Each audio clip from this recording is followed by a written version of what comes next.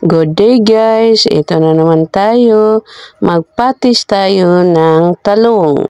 Pero bago yan, intro muna tayo.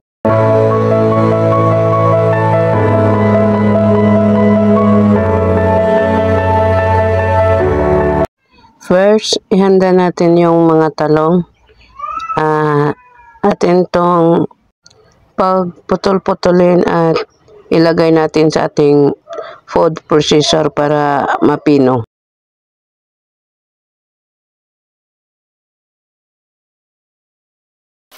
At pag napino na, ilagay natin sa isang malaking bowl para kapag halo tayo ng mabuti.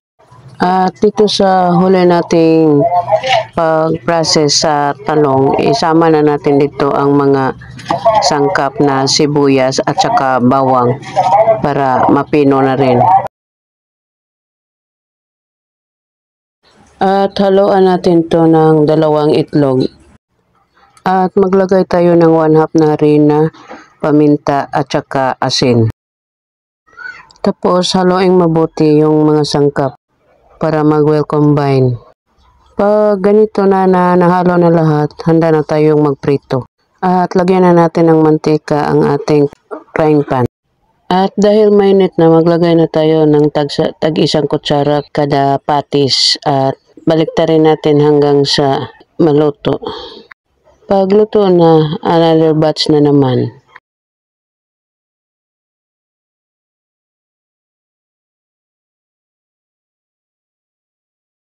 At ito na guys, luto na ang ating talong patis. Thank you for watching. Please like and comment. Paki-subscribe na rin ng aking YouTube channel.